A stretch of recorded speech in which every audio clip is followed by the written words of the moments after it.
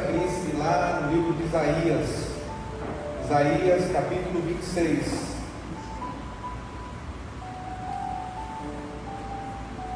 No verso 3. Isaías 26, no verso 3.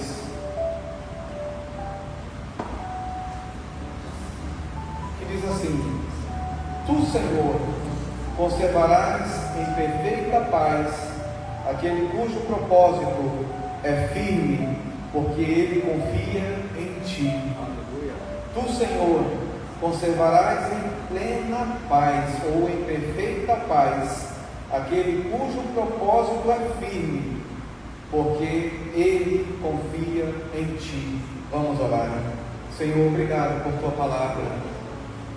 Que os nossos corações estejam prontos como boa terra para receber a semente da tua palavra, e que ao receber a semente da tua palavra, a fé cresça em nossos corações, porque quantas pessoas estão sem fé hoje, Senhor, e é a tua palavra que gera fé, porque a tua palavra diz: a fé vem pelo ouvir, e ouvir a tua palavra, e que os nossos corações que estão carentes de fé, que precisam de fé, sejam renovados com a fé que tu farás crescer a partir da tua palavra, em nome do Senhor Jesus. Amém e amém. Quando eu estava pensando em trazer uma palavra hoje para nós meditarmos, Deus me trouxe essa palavra de Isaías, e essa palavra de Isaías é algo muito forte, porque aqui em Isaías é um profeta messiânico. Ele é um profeta que ele mudou uma geração profetizando, trazendo a palavra do Senhor, de que, olha, vocês se arrependam, vocês se voltem para o Senhor, vocês serão levados cativos, e se vocês serem levados cativos, Deus vai levantar alguém para socorrer e trazer vocês de volta. Sempre na promessa do Senhor, mesmo se nós pecássemos, mesmo se nós caíssemos, Deus levantava alguém para profetizar a libertação, a salvação e a reconciliação. Deus nunca nos abandonou. Deus nunca nos deixa sós. Mesmo no momento em que a gente está assim, desanimado, frustrado, dizendo: Deus não me olha, Deus não sabe o meu nome, Deus não sabe o que eu preciso, Deus está provendo socorro para nós. Deus está provendo socorro para a tua vida. Às vezes nós não entendemos os planos de Deus. Às vezes é difícil nós entendermos o que Deus está fazendo, porque Deus é soberano, Ele é onisciente, Ele vê tudo, no passado, no presente e futuro. Isso tudo para Deus não é nada, porque Ele é eterno, e essa fração de tempo que nós vivemos é algo fracionário de uma eternidade, que para Deus não significa nada. Mas existe algo que acontece em nossas vidas, a crise de confiança. Há um estudo de Harvard que diz que depois da pandemia, 35% das pessoas que não tinham problema de confiar em alguém começaram a ter problemas sérios de confiança, e por causa disso 50% dos matrimônios do mundo todo terminaram em divórcio. Dá para acreditar nisso? Dá para acreditar que por causa de uma crise de confiança causada por uma pandemia, 50% das famílias no mundo terminaram em divórcio? Aí você diz: pastor, isso é um exagero, é muita coisa. Parece muita coisa, mas infelizmente há muito casal divorciado morando junto. Já não é mais casal, nós sabemos disso. Há muito casal que está divorciado porque já só tolera o outro, mas não conserta-se com o outro. E a questão é que Deus, Ele quer que nós tenhamos unidade, e a unidade é algo que só se consegue com a paz. Se você não tem paz, você não é capaz de ter unidade. Por isso que a Bíblia diz aqui: Tu, Senhor, conservarás em perfeita paz aquele cujo propósito é firme. E aí vem uma questão: o que é propósito? É uma das palavras mais discutidas em reuniões de MBA, em cursos, em palestras motivacionais, em palestras de coaches e tudo isso, mas parece que quanto mais se fala em propósito, menos as pessoas entendem o que é propósito. E a palavra propósito está se relacionando com propriedade. Há uma palavra em inglês que eu gosto muito, que se chama ownership. Ownership significa propriedade, ser dono.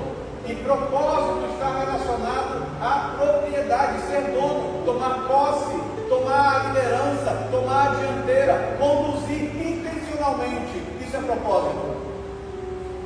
Se você não conduz algo intencionalmente, você não está vivendo o propósito. Pastor, mas como é que isso pode ser? Exemplo, você olha o papel no chão e você diz, poxa, aquele papel está no chão. Eu fui ensinado a tirar o papel do chão. Eu fui ensinado, como uma boa educação, a não deixar o papel no chão. A geração de hoje diz, eu não joguei, eu não pego.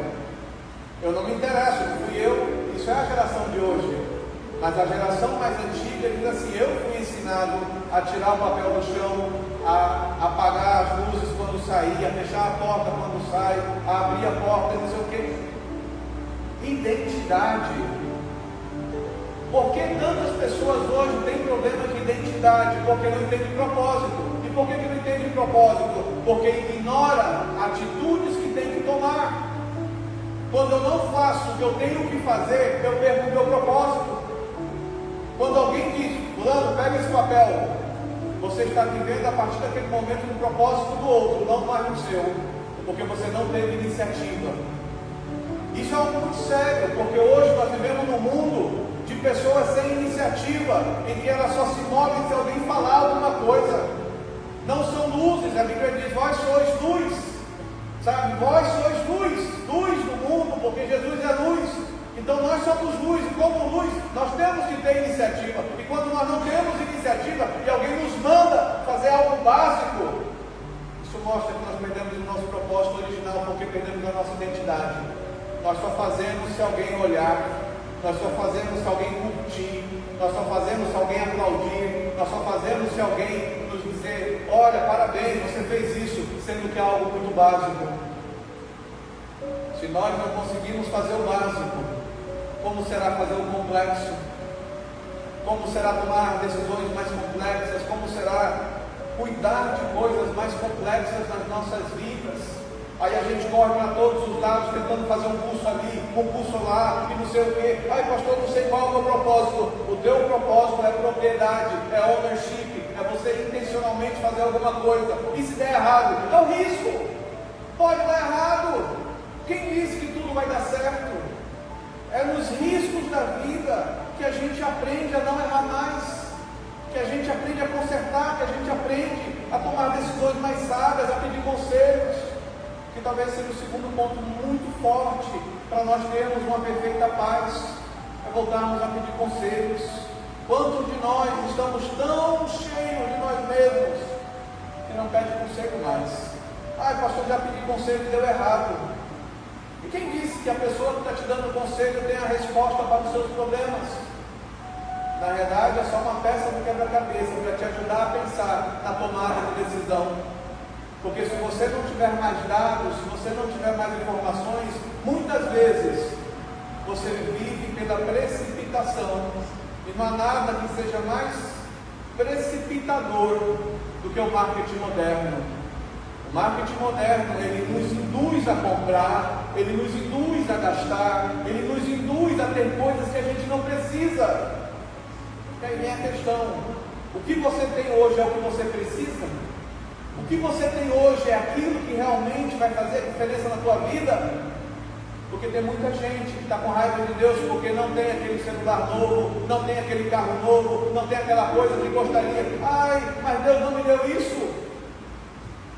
E quem disse que Deus é um supermercado ou é uma casa de móveis para nos dar aquilo que a gente quer? Porque a gente não vive por aquilo que é real, saudável, a gente enche a nossa mente de coisas supérfluas. É o que você vê. Você acorda às 5 da manhã, vai dar uma caminhada em pleno domingo, E aí você vê um monte de gente investindo na saúde. Amém, porque está investindo na saúde física. Mas elas não querem investir na saúde espiritual. Elas não querem investir na saúde emocional. Elas acham que só o corpo vai resolver a vida delas para que elas estejam bem. É triste, porque essa semana eu conversei com uma pessoa, essa pessoa disse assim: pastor, o senhor está acima do peso. E eu disse: é verdade, eu estou acima do peso, mas eu já perdi 5 quilos. Para mim é uma vitória. Para você eu continuo acima do peso, mas para mim eu já estou abaixo do peso. Porque a minha identidade é maior do que a opinião do outro. Sabe, a minha questão de propósito é maior do que o que o outro pensa. Porque é aquela coisa, muitas vezes alguém te dá uma opinião, semeia em você uma semente de joio, e isso destrói a tua vida. Você passa a semana perturbada porque alguém fez um comentário negativo, e você diz: será que eu sou assim mesmo? Aí a tua autoestima, ela fica mexida, aí você não sabe tomar decisão, aí você fica inseguro para fazer alguma coisa. Quantas pessoas boas estão inseguras para tomar decisões, porque alguém plantou joio na vida por causa de um comentário? É triste, porque a nossa falta de confiança em nós mesmos nos faz ter falta de confiança em Deus. E tendo falta de confiança em Deus, a gente tem problema de confiança com as outras pessoas. A gente não está mais disposto a abrir nossos corações para novos relacionamentos, novas amizades, novas interações sociais. A gente se fecha. Eu já falei para vocês inúmeras vezes, Provérbio 18:1. Provérbio 18:1 diz assim: o solitário busca o seu próprio interesse. O solitário busca o seu próprio interesse e se levanta contra a verdadeira sabedoria. Quem quer se isolar, vai chegar um momento em que ele vai ser contra Deus, que é a verdadeira sabedoria. E isso não vai resolver a questão de propósito.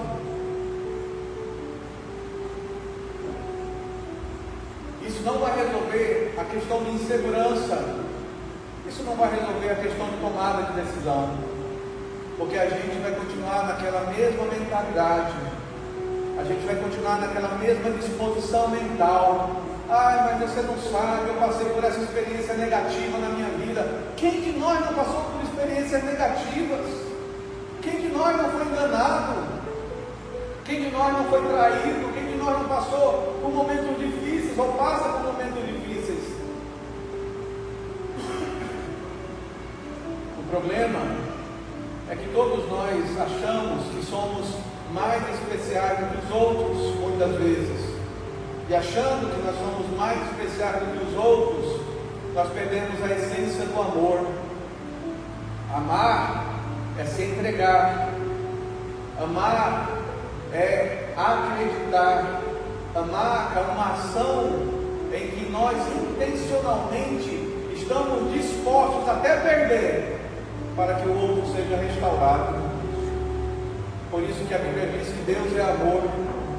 Quantas vezes Deus se deu, se entregou ao ponto de entregar Jesus, como diz em João 3,16, porque Deus amou o mundo de tal maneira que deu seu Filho unigênito, para que todo aquele que nele crê não pereça, mas tenha vida eterna.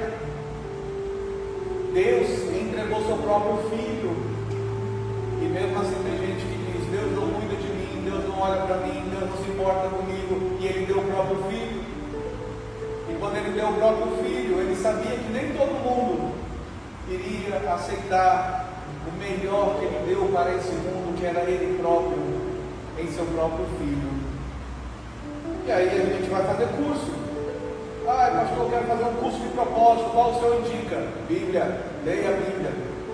Porque a Bíblia é o manual do fabricante. E quem nos fabricou foi o próprio Deus. Se Deus nos criou, não existe lugar melhor para a gente ler sobre nós mesmos do que a Bíblia. Só que tem um detalhe. A gente pensa que o óleo, o azeite, aquilo que vai nos dar capacidade de motivação para crescer, é azeite, é unção. Só que a Bíblia não fala isso. Não é a unção que vai nos fazer crescer, não é a unção que vai nos dar dá capacidade é fé. A Bíblia diz: sem fé é impossível agradar a Deus. A Bíblia não fala: sem unção é impossível agradar a Deus. A Bíblia não fala: olha, todo aquele que se aproxima, creia que ele é galardoador daqueles que o buscam através da fé. Não é unção. O problema é que muitas vezes nós olhamos os dons como coisas maiores do que Deus. Nós olhamos a unção como algo maior do que Deus, sendo que o que nós precisamos é fé. Jesus, em determinado momento, ele disse para as pessoas que estavam ali: será que quando eu voltar haverá fé na terra? Vai ter muita gente com unção, mas todos sem fé. Vai ter muita gente brilhando e reluzindo, mas Jesus, ele vai dizer: quem é você? E a pessoa vai dizer: ai Senhor, eu expulsei demônios em teu nome. E Jesus vai dizer: eu não te conheço. Porque você pode até expulsar demônio pelo meu nome, não é nem por fé, mas você pratica iniquidade. Ah Senhor, eu profetizei em teu nome. Senhor, eu profetizei. Eu não te conheço, Jesus vai falar. Isso você vai encontrar lá em Mateus capítulo 6. Eu não te conheço, mas Senhor, eu profetizei, eu dei tantas profecias, a unção era pesada. E a fé? O que vai nos manter em Deus é a fé. O que vai nos fazer crescer é a fé. O que nos vai fazer amadurecer é a fé. E essa fé só vem pela palavra de Deus. Por isso, se nós não lermos a Bíblia, não adianta o quanto você pode reluzir, o quanto você pode fazer de dons, o quanto você pode expulsar demônios, você vai se perder. Porque tem tanta gente perdida, porque tem tanta gente aí vagando de igreja em igreja, porque tem tanta gente frustrada com a igreja, porque às vezes o dom foi mais forte do que a palavra, porque às vezes a palavra não foi o suficiente para entender que aquilo que nos dá alicerce nas nossas vidas é a palavra de Deus. É a palavra de Deus que não nos deixa enganar, é a palavra de Deus que nos protege dos falsos mestres, nos protege dos falsos profetas. Nunca eu vi, como esses dias, tanta gente falando de anticristo. Quantos de nós já recebemos alguma coisa? Olha, o Elon Musk é o anticristo, olha, o Donald Trump é o anticristo, olha, o anticristo já está aí, olha, está tudo certo para acontecer a grande tribulação. As pessoas ligam e questionam: pastor, é isso mesmo, o anticristo já está aí, tudo aquilo, olha os símbolos, olha os sinais, olha não sei o quê.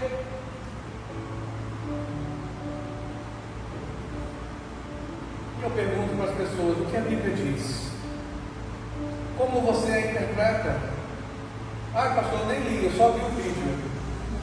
Talvez esse seja o maior desafio nosso: parar de ver vídeos e ler mais a Bíblia, parar de ouvir notícias e ler mais a Bíblia, porque as notícias estão especulando tantas coisas, mas a gente não olha para o que a Bíblia diz, e porque a gente não olha para o que a Bíblia diz, a gente está perdendo a paz.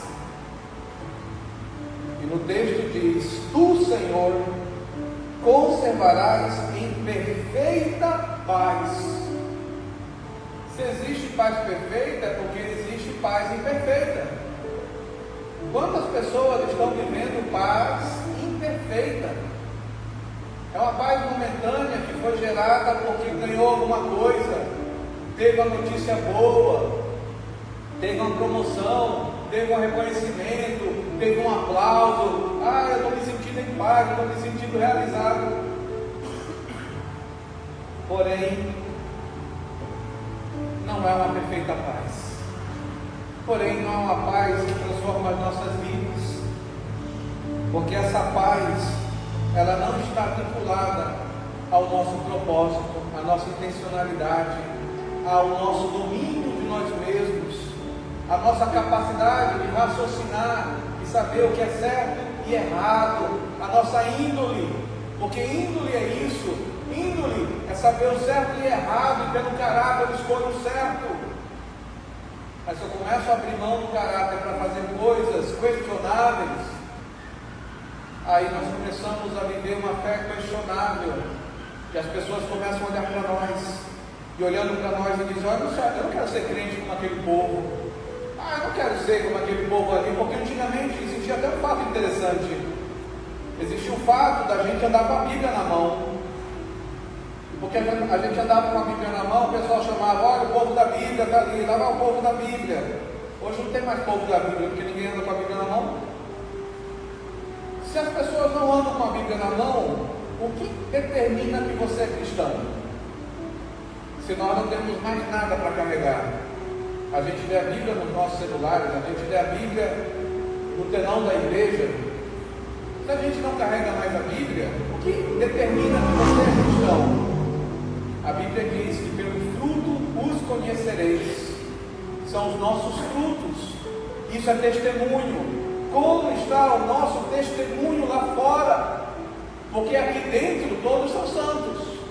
Aqui dentro todos nós, do pastor até cada um de nós, todos nós somos santos. Todos nós levantamos as mãos, todos nós pulamos, todos nós damos glória a Deus, todos nós estamos mostrando os dons. Mas quando saímos, o que acontece lá fora quando saímos? Será que as pessoas olham para nós e veem intencionalidade no nosso comportamento e veem em nós uma propriedade de tomar decisões baseadas no que é justo, no que é reto, no que é o temor do Senhor? Eu contei para vocês na semana passada que eu estou numa empresa nova, estou trabalhando, depois de um tempo de processo de colocação, e assim, há pouco tempo naquele trabalho, as pessoas nem me conhecem direito. E reunião comercial é o tipo de reunião que todos sabem, é palavrão para todos os lados, aquela confusão, aquele ambiente intenso, principalmente em empresa de tecnologia. Mas, numa das reuniões, com todo mundo reunido, a pessoa falou um palavrão e de repente ela olha para mim e diz: ô Fernando, me desculpa. Aí todo mundo para e olha para mim e diz: por que desculpa? Se ninguém sabia quem eu sou, se eu sou pastor, se eu não sou pastor, se eu sou crente, se eu não sou crente, ninguém sabe quem eu sou. Mas a tua presença, quando começa a vir, as pessoas começam a perceber se você fala palavrão ou não, se você é de murmurar ou não, se você é de reclamar ou não, se você é de um tipo em que está alegre, contente com Deus ou não, ou se você é do tipo que só quer murmurar, que só quer reclamar, que é só achar pessoas que foram motivo do seu fracasso. Eu estou assim hoje por causa disso. Talvez seja o nosso maior desafio hoje: ownership, propriedade, buscar de volta o controle, tomar o controle daquilo que nós podemos liderar, que nós podemos governar, que nós podemos decidir, que nós podemos fazer e não deixar terceirizado na mão de ninguém, inclusive a nossa vida espiritual. Quem está cuidando da tua vida espiritual é você ou é alguém? Você só ora porque alguém manda ou porque você quer orar? Você busca a Deus porque você quer buscar a Deus ou porque alguém manda você buscar a Deus? Porque se você tem essa intencionalidade, se você tem essa capacidade de propósito, Deus conservará em perfeita paz a sua vida. Deus conservará em perfeita paz as suas decisões, as suas escolhas. Mesmo que você tome uma decisão que precise de conserto e que precise de ajuste depois, Ele vai te ajudar. É o que diz lá em Provérbios 3,6, talvez seja o versículo que eu mais falo aqui na igreja. Provérbios 3,6: reconhece o Senhor em todos os teus caminhos, e Ele endireitará as suas veredas. Eu já falei isso inúmeras vezes. Eu não sei qual vereda da sua vida precisa ser consertada. Se de repente até a tua autoestima, se de repente até a tua imagem de você mesmo, porque às vezes você tem raiva de alguém, porque a tua imagem de si mesmo é ruim. E aí a tua insegurança reflete na insegurança que você tem em relação aos outros, porque você não domina, você não se impõe, você não manda, você não organiza, e você vive uma vida desorganizada. Enquanto Deus, Ele quer nos colocar em perfeita paz, Ele pede de nós que nós tomemos decisões a uma vida organizada, porque Deus não é desorganizado. Ele não é desorganizado. Ele não é um Deus que pega e nos joga nesse mundo e diz, ó, se vira. Não é assim que Deus faz. Até porque não existe um manual que diga, olha, você nasceu para ser arquiteto, você nasceu para ser pedreiro, você nasceu para ser isso ou aquilo. A gente vai despertando, vai descobrindo as coisas, e tudo que a gente descobre é bom, porque a gente pode dizer, ai, mas fulano é tão grande, olha porque ele fez isso e aquilo lá, mas ele se esforçou para aquilo. É algo que a gente fala muito. Estava falando com um casal essa semana, e eu estava falando que quando nós moramos nos Estados Unidos, uma coisa muito forte nos chamava a atenção, que as pessoas que estão aqui no Brasil, elas têm vergonha do trabalho, e quando chegam nos Estados Unidos, elas vão fazer aquilo que no Brasil tem vergonha, e lá vendem como se fosse a coisa mais maravilhosa do mundo, sendo que é a mesma coisa. Eu sou Uber no Brasil e tenho vergonha, não vou fazer isso, porque as pessoas vão olhar e dizer, caramba, você dirige um Uber, qual o problema? É bênção de Deus, qual o problema disso? Mas quando chega nos Estados Unidos, é Uber lá nos Estados Unidos e diz, olha, eu ganho aqui mais do que o médico. E é totalmente mentira, porque não ganha mais do que o médico. Aí você diz, qual que é o problema das nossas vidas? É que a gente conta história demais, porque a gente aprendeu que para se entender você tem que contar histórias, e contar histórias muitas vezes é fantasiar aquilo que não é verdade. Quantas pessoas fantasiam? Quantas pessoas fantasiam histórias, fantasiam coisas que não são verdade? Quantas pessoas fantasiam coisas que não são verdades porque aprenderam que tem que ter o storytelling? Não, tem que contar história, porque a vida é de contar história. Se você não contar uma boa história, as pessoas não vão acreditar em você. Por isso nós estamos formando uma geração de mentirosos, em que de vez de falar a verdade, estão ampliando as histórias para criar uma história, para que todo mundo se envolva com aquela história, e no final das contas aquela história não é verdadeira. Não, porque você tem que ter um produto, um serviço, e você tem que florear esse produto, serviço, para que as pessoas olhem e tenham desejo e queiram aquilo lá. Isso está refletindo nas nossas vidas, porque você conversa com as pessoas não são mais autênticas, elas são inseguras, elas têm medo de dizer o que fazem, o que são, como se fosse feio, como se fosse algo ruim. Ah, o que você é? Eu sou pedreiro. Glória a Deus, eu sou pedreiro, bênção de Deus. O que você é? Ah, eu sou faxineira, ah, eu sou dona de casa, ah, eu sou advogado. São coisas, talentos, capacidades que Deus deu a cada um, que todos precisam, porque se nós não tivermos uma faxineira, quem vai fazer a faxina? Se nós não tivermos um cabeleireiro, quem vai cortar os cabelos?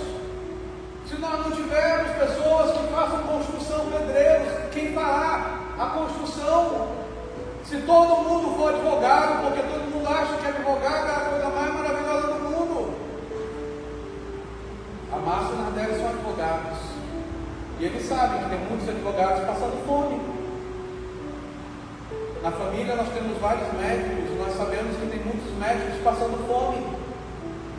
Qual que é o segredo do sucesso?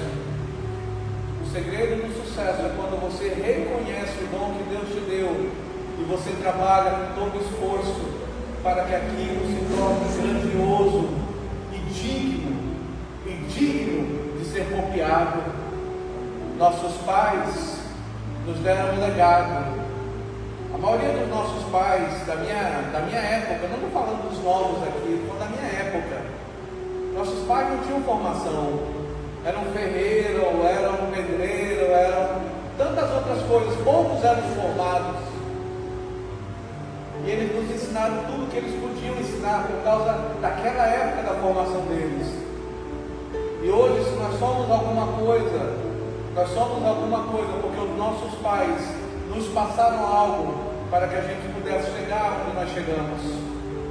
Se eu nego isso, se eu tenho vergonha disso, Se eu desprezo isso, eu estou matando a minha identidade, eu estou matando o meu propósito, eu estou destruindo a mim mesmo, porque isso é quem eu sou.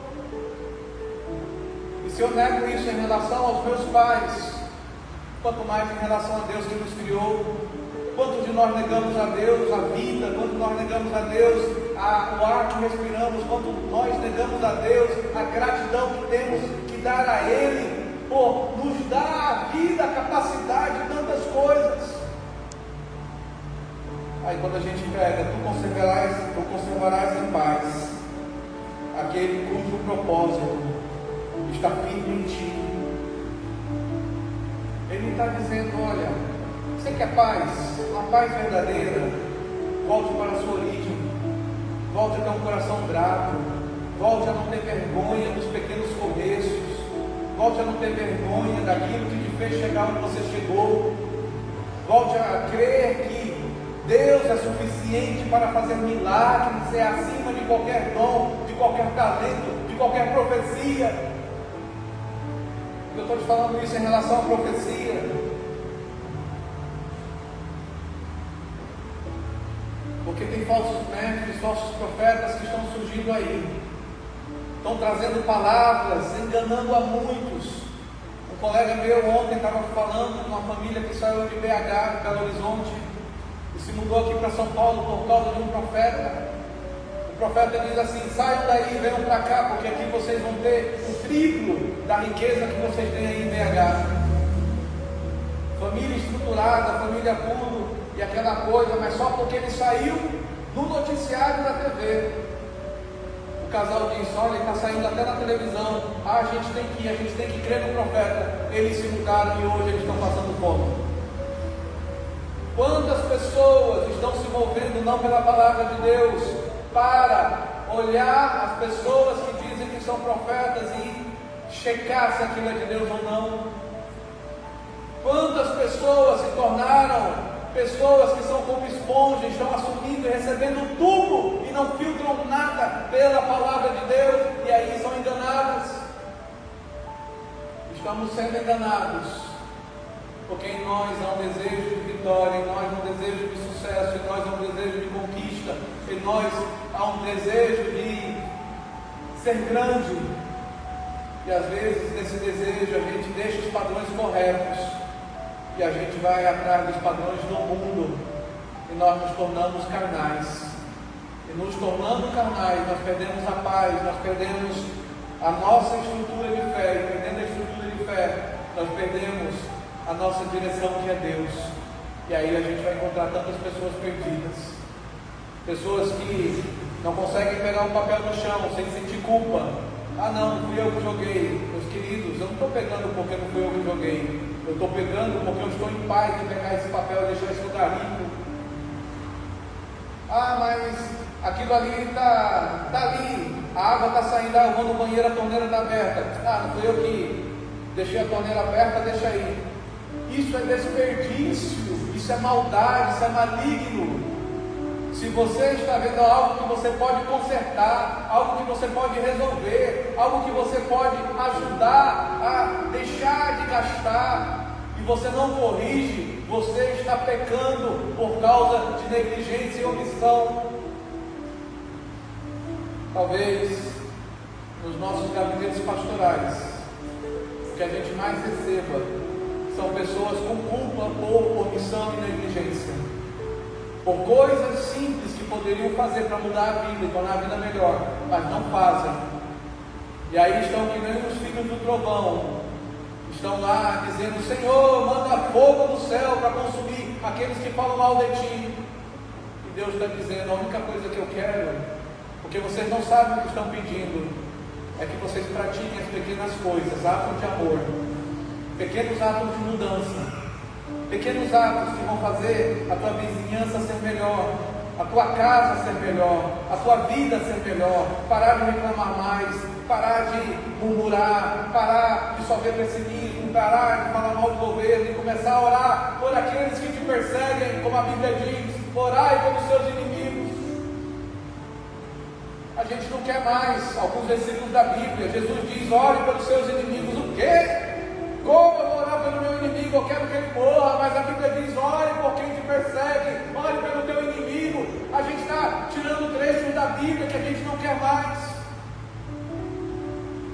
porque a gente está tirando trechos da Bíblia que são difíceis de viver, a gente está perdendo a paz, a gente está perdendo a grandeza de ser usado por Deus em todos os dons, em tudo aquilo que Ele pode nos usar, em tudo aquilo que Ele pode mover em nossas vidas. E a gente está perdendo o melhor momento das nossas vidas, de ver a manifestação do poder de Deus em tudo aquilo que a gente faz. Quer ter paz na sua vida? Persevere no Senhor, persevere na palavra. Enquanto você perseverar na palavra, lendo a palavra todos os dias, a fé vai ser fortalecida no seu coração, e sendo fortalecida no seu coração, você vai ter fé para dizer para o monte: monte, mova-te, e o monte será movido. Eu não sei qual é o monte hoje que é o seu desafio, eu não sei qual é o monte hoje que você precisa dizer: monte, mova-se. Eu não sei se é uma luta familiar, não sei se é uma luta profissional, não sei se é uma luta de empreendedorismo, não sei se é uma luta individual, interior, ou mesmo de saúde, mas a fé é o que Jesus diz, que nos dá a capacidade de dizer para o monte: monte, se mova. Se aquilo está estagnado há muitos anos na tua vida, é a hora de você dar uma palavra de fé, uma palavra de vida, uma palavra de profecia, dizendo: monte, dê o nome desse monte e diga: mova-te, em nome do Senhor Jesus. Vamos ficar de pé e vamos orar. Aleluia.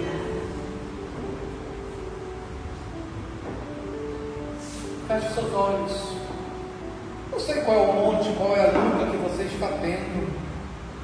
Eu não sei qual é o desafio que você está vivendo para você ter perfeita paz. Talvez seja a sua identidade que está abalada. Talvez seja o teu senso de propósito, de propriedade intencional, de saber o que tem que fazer e você não está fazendo o básico. Talvez seja o momento que nós nos voltarmos para Deus e dizer: Senhor, me perdoa, Senhor, porque realmente eu estou sendo negligente com as pequenas coisas. Eu estou querendo tantas coisas, mas deixando de lado aquelas coisas que são básicas, que me fizeram chegar até aqui, que me fizeram, Senhor, ser um excelente profissional, ser reconhecido, e eu estou com vergonha disso. Oh Deus, graças te damos, ó Pai, porque Tu és Deus de paz, Tu és Deus que conservas em paz as nossas decisões, às vezes que nós não entendemos como será o fim dessa decisão, mas Tu podes, ó Pai, Tu podes, Senhor, endireitar aquilo que nós não temos controle.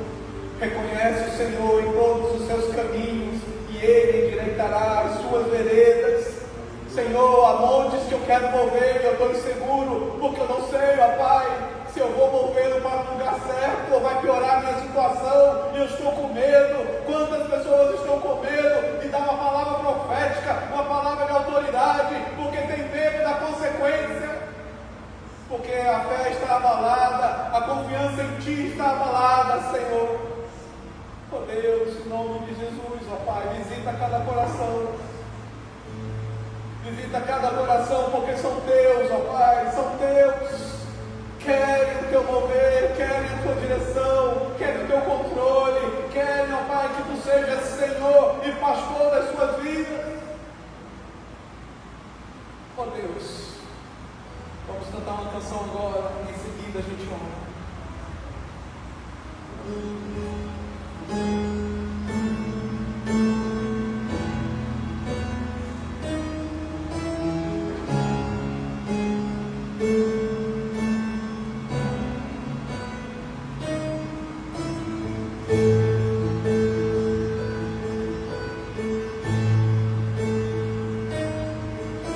Jesus, quero levar a tua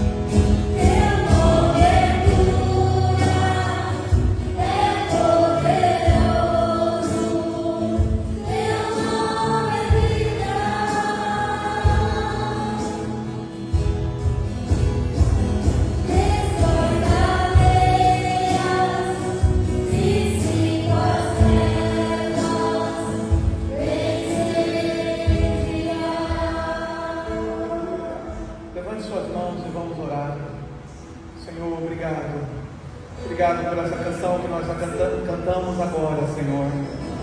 Que é uma oração íntima dos nossos corações, ó Pai. Por isso, ó Pai, eu te peço que tu tires do nosso meio todo medo, toda ansiedade, toda insegurança.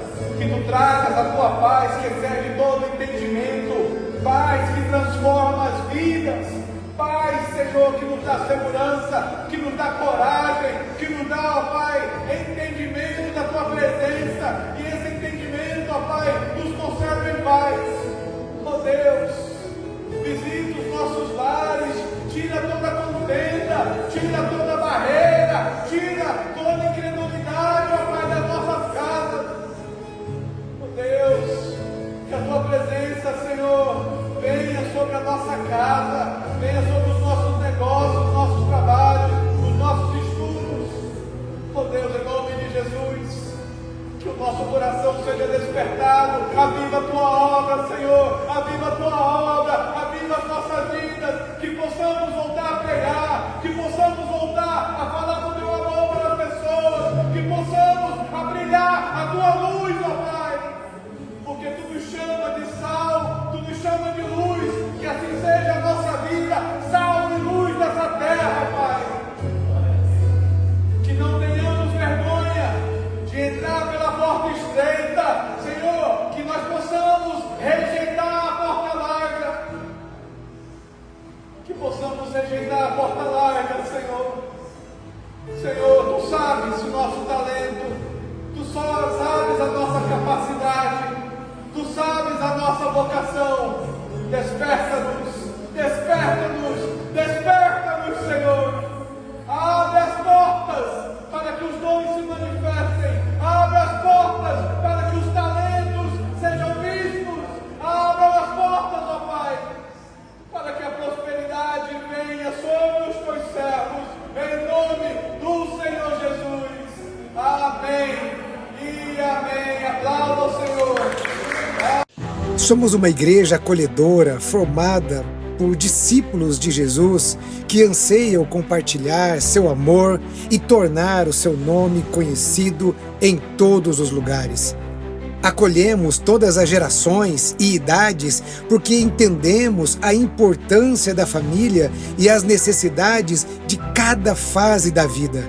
Para isso, nossos ministérios, que por meio da graça de Deus, procuram responder os desafios estabelecidos em nosso tempo. Encorajamos a comunhão e a vida comunitária em nossos pequenos grupos. Nos encontramos semanalmente nas casas e em outros lugares para orarmos, nos conhecermos e servirmos uns aos outros por meio das nossas células. Crescemos quando nos relacionamos como comunidade, pois cremos que, assim como o ferro afia o ferro, um amigo afia o outro. Somos apaixonados pelas Escrituras e a recebemos por inteiro, como sendo totalmente a palavra de Deus, e crendo que nela encontramos todas as respostas para todas as circunstâncias das nossas vidas. Abraçamos a grande comissão e queremos a cada dia aperfeiçoar a nossa obediência ao nosso Salvador.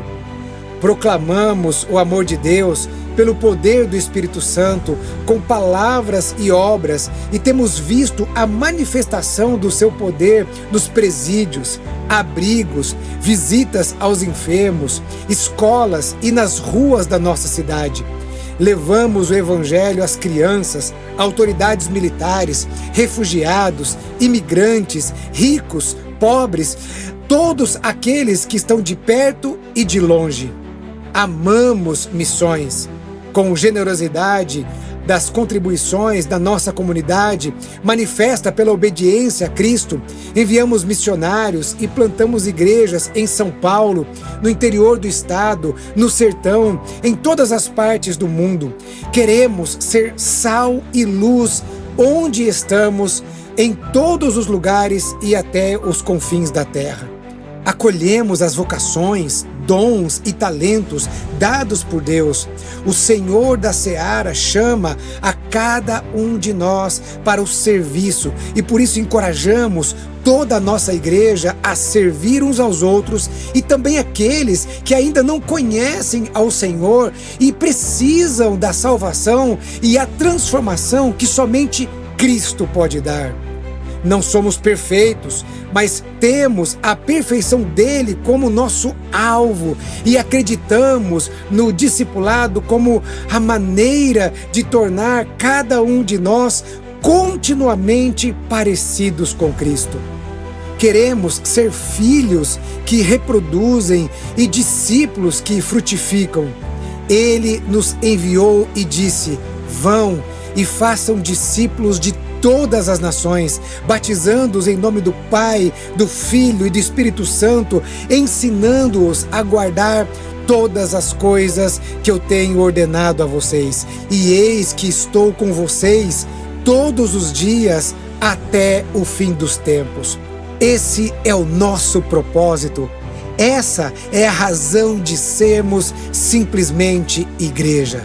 Sejam bem-vindos à Batista do Povo.